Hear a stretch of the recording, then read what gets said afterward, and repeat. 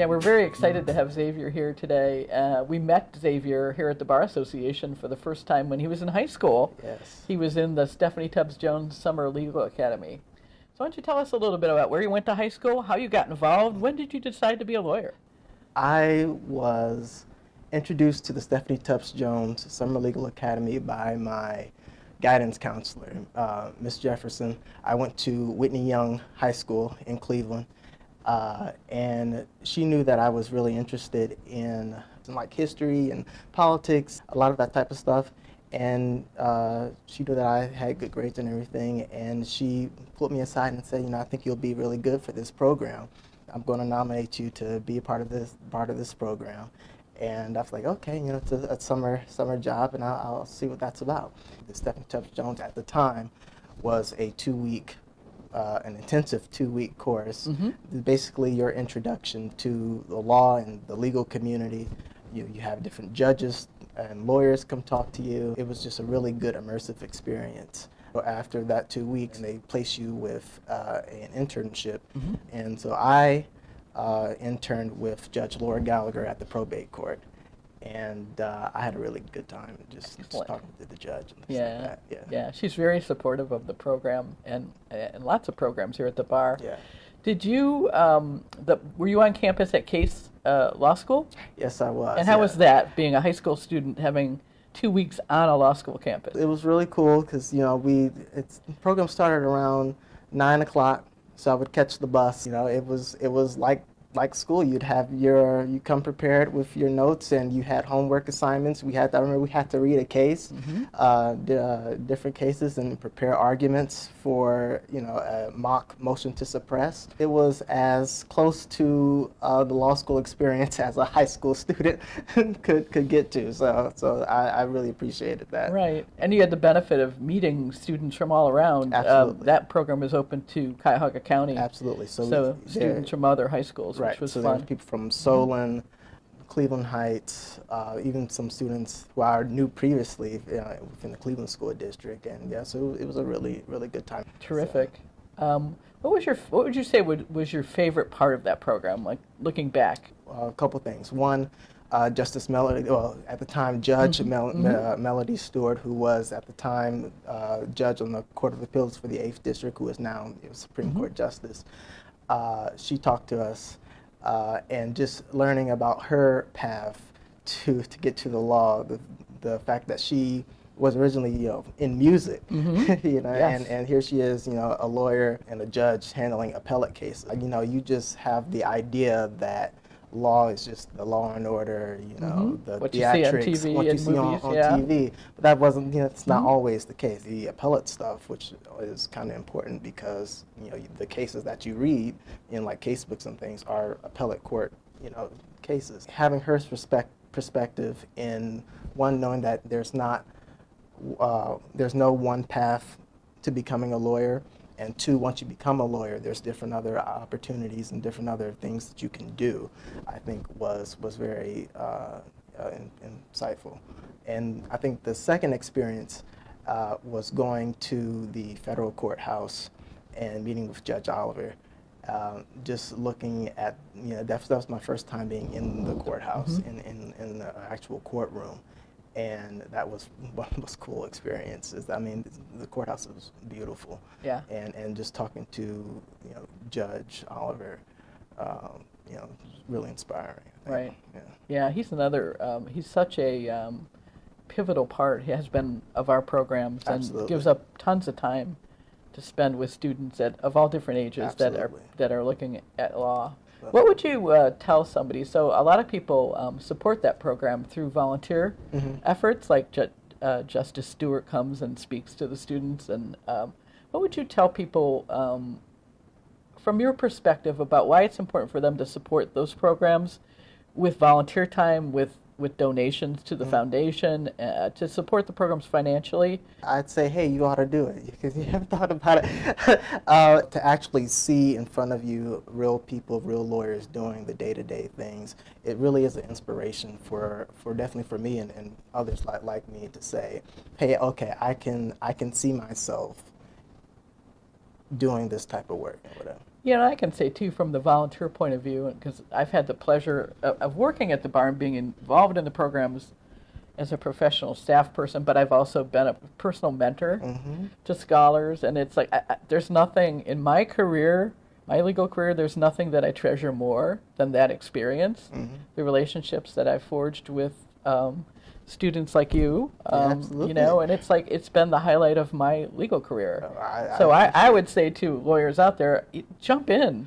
So next we get into your decision to go to The Ohio State University for undergraduate. So tell us why you chose Ohio State. So I'm gonna make a confession. My top school, believe it or not, was Georgetown University.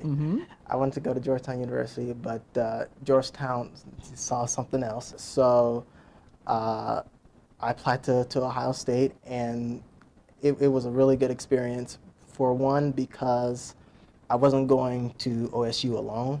I had friends from high school, actually, that came down with me.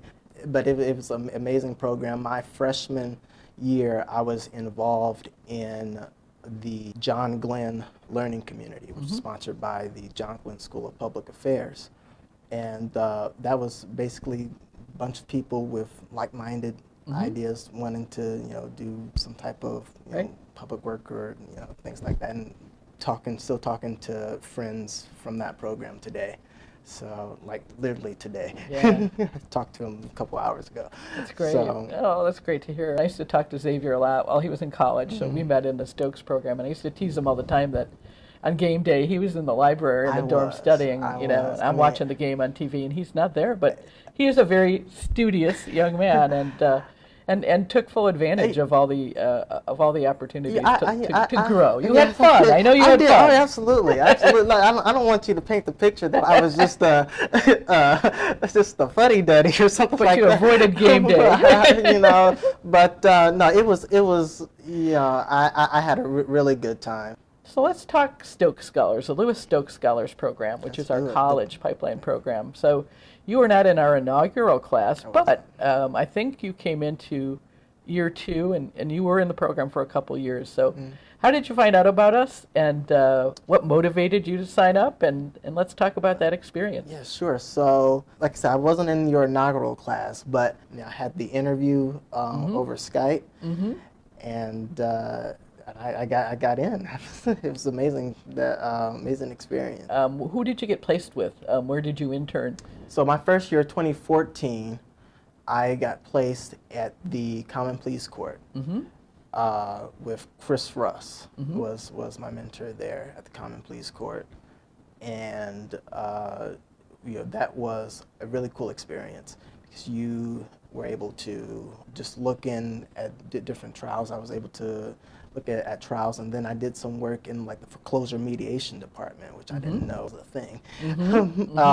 And we also toured, different departments of the county with the medical examiner, which was interesting, and the county jail and things like that. Right. And so so it was a really interesting and really good immersive experience, and just how the courts function, how they work. And then the following year, you were placed at the county prosecutor's office. I was placed at the county prosecutor's office, and my mentor was Brett Heyman, who the grandson of the program's namesake, Lewis Stokes. That was a really cool experience because I was actually doing like legal research I was writing memos. I was actually doing things that a law student, like law clerking, would do. I know I keep saying this now, but I'm really like, okay, I can really see myself doing this because I am doing it, and I'm going to apply to law school. So that kind of like cemented, like, okay, like this is law school, like this is the path that I'll take. The theme I think from both Lewis Stokes and from Stephanie Tubbs Jones is to just get people thinking that law can, just having a career in the law just can take you anywhere. And I think the field trips that the Lewis Stokes program offered just kind of cements that. So one field trip I remember is at the Cavs general manager seeing what he does on a day-to-day and actually visiting the Cavs locker room, that was pretty cool. Yep. And I think that was right before LeBron James announced that he was going to come back to Cleveland, so that was pretty cool. And then the second field trip was to the Ohio Supreme Court and listening to it, and going to their beautiful courtroom and just listening to oral arguments there. And again, so that appellate, things that you don't necessarily see. The FBI field trip was really cool too, because we were able to go to the bureau here in Cleveland, and they gave us a problem. I think it was the DC sniper. It was based on it was actually an FBI exercise, like a field exercise on evidence. So you putting your mind to the test and using your problem solving skills and things like that. So that was pretty cool. So now we're moving into law school. So you actually graduated from Georgetown Law in Washington D.C. So tell us why Georgetown, and talk a little bit about your law school experience. Georgetown was on my list. I thought it was a good, probably get out of Cleveland for just a bit, get out of Ohio for just a bit, and also I was close to home because I had family in the area. So I knew I was going to be okay. My dad and my grandparents, they live in the D.C. area. Family on my mom's side live in the D.C. area. So I did not have, I wasn't a stranger to DC. Right. So that was definitely at the top of my list. So I just applied and shoot my shot, and they accepted me. But my law school experience is probably like any law student's law school experience. You get impostor syndrome, like everyone else. Like, am I supposed to be here? Like, did the admissions committee make a mistake? All that confidence, all that, first year jitters. Yeah, exactly. But just know that everybody feels that way. I mean, that is very much common. And so once you get into the groove of things, then you really, I mean, it's not a cakewalk, I can say to tell you that, but you still develop a confidence, like, okay, I'm here for right. I can do this type of work. So. And you, during law school, had some summer experiences. So did you clerk at Tucker Ellis one summer? I did. So you came back to Cleveland for a summer? I came back to Cleveland for a summer. I was a summer associate at Tucker Ellis. For me, I was telling somebody this the other day, when I was clerking at Tucker Ellis and just being treated out. I was seeing a Cleveland that I don't think that I was, that I've never really seen before, like different nice restaurants, and things like that. Just social, downtown, because if I'm here downtown, I'm usually here, probably like here to work when I was at LRS or something like that, and take the bus down back home. So really, just exposing to a whole new side of Cleveland that I haven't really gotten a chance to see. That's great, and of course I have to say, Tucker's been committed to these programs, and all of the bar's programs here for years, and are a big supporter, and have taken 2 of our Stokes Scholars every summer. They host 2 at the Tucker Law Firm, and they also have lunch and learn programs. They have absolutely. So that part of it, that aspect of seeing things in Cleveland that you haven't seen, they take that very seriously and provide that experience to our scholars as well, which is terrific. Absolutely. So Georgetown Law, graduation. You were a summer clerk at Baker Hostetler as well, but that was during the virtual shutdown summer. It was what was during that the virtual. Like? It was interesting because it was virtual, and it was abbreviated to about a month. But the firm did a really good job just trying to make sure that we have as much of a realistic. I mean, it was definitely real, but as much of a normal as you can get during that time of an experience that you can have. And did you get your offer from Baker that summer? So you're now an associate here in the Cleveland office of Baker. So I did. That connection was formed, and yes, ma'am. Which is very exciting. So lots of excitement. So you graduate from Georgetown, and I got to see the graduation pictures on Facebook. I will share that.